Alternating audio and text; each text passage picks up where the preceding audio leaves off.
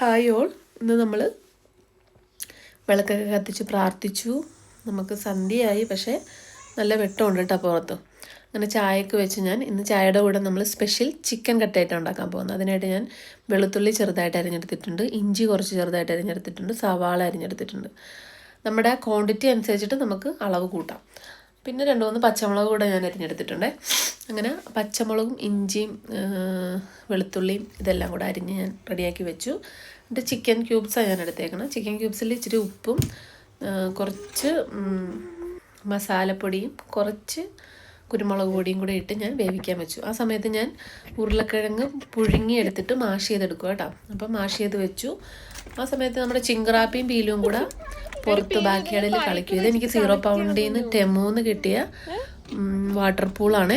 അത് നമുക്ക് pipe connection വേണം, എന്നാലേ നമുക്ക് ഇതിനകത്തുനിന്ന് വാട്ടർ ഇങ്ങനെ ജമ്പ് ചെയ്യും. അപ്പോൾ അതില്ലാത്തതുകൊണ്ട് അവർ വെള്ളം കുപ്പിയിലാക്കി അവരുടെ എക്സൈറ്റ്മെൻറ്റ് കൊണ്ട് അവർ ഒഴിക്കുക കേട്ടോ. അങ്ങനെ നമ്മുടെ ഒരു പാനിലേക്ക് എണ്ണ ഒഴിച്ചിട്ട് നമ്മുടെ ഇഞ്ചി വെളുത്തുള്ളി സവാള നമ്മുടെ ഇത് പച്ചമുളകും കൂടി ഇട്ട് എന്നിട്ട് വഴറ്റിയെടുക്കുക. ആ സമയത്ത് നമ്മുടെ ചിക്കൻ വെന്ത് കിട്ടിയിട്ടുണ്ട്.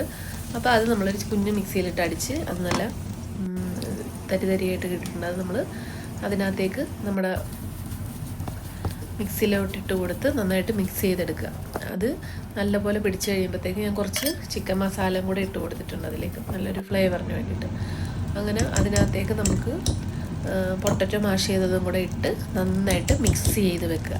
അപ്പം ഇതാണ് നമ്മുടെ ചിക്കൻ കട്ട്ലേറ്റിൻ്റെ മെയിൻ സാധനം. അത് കഴിഞ്ഞിട്ട് നമ്മൾ 2 മുട്ട എടുത്തിട്ടുണ്ട്. മുട്ടയിൽ മുക്കിയിട്ട് നമ്മൾ ബ്രെഡ് പൊരിയിലും കൂടെ ബ്രെഡ് പൊടിച്ചെടുത്തിട്ടുണ്ട് ചൂടാക്കിയിട്ട്. അപ്പോൾ ബ്രെഡിനകത്ത് കൂടെ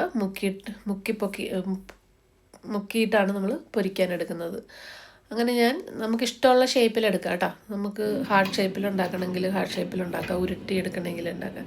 ഞാൻ ജസ്റ്റ് ഇപ്പോൾ വട്ടത്തിൽ ഇങ്ങനെ പരത്തിയെടുത്തിട്ട് നമ്മുടെ മുട്ടയിൽ മുക്കി ബ്രെഡിൻ്റെ അതിലും മുക്കിയിട്ടാണ് നമ്മൾ പൊരിക്കാനിടുന്നത്. അങ്ങനെ വട്ടത്തിലെടുത്തിട്ട് മുട്ടയിൽ മുക്കി ബ്രെഡിലും നല്ലതായിട്ട് മിക്സ് ചെയ്ത് വെച്ചിട്ട് എണ്ണ ചൂടാക്കാൻ വെച്ചിട്ടുണ്ട് ഓൾറെഡി.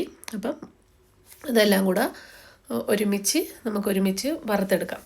അപ്പം വളരെ സിമ്പിളാണ്. പണ്ട് ഞാൻ ഓർത്ത് ചിക്കൻ കട്ട്ലേറ്റൊക്കെ നമുക്ക് കടയിൽ നിന്ന് മാത്രമേ കിട്ടുകയുള്ളായിരിക്കും.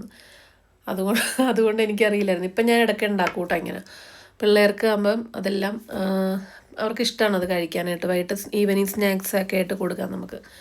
അങ്ങനെ ചിക്കൻ കട്ട്ലേറ്റ് നല്ലതായിട്ട് മൊരിഞ്ഞ് കിട്ടിയിട്ടുണ്ട്. കുറച്ച് സോസുമായിട്ട് നമുക്ക് കൊടുക്കാം. അപ്പോൾ ചിങ്ക്രൂനും പിലപ്പിക്കും ഞാൻ കൊടുത്തു കേട്ടോ. അപ്പോൾ ചിങ്ക്രൂനും പിലപ്പിയും കഴിച്ച് നോക്കിയിട്ട് പറയും, പിലപ്പി പറയും നല്ലതാന്ന്. ചിങ്ക്രു കഴിച്ചിട്ട് അഭിപ്രായം പറഞ്ഞു കേട്ടോ, ഇച്ചിരി കൂടെ ഉപ്പ് സോൾട്ട് ഇടണമായിരുന്നെന്ന്.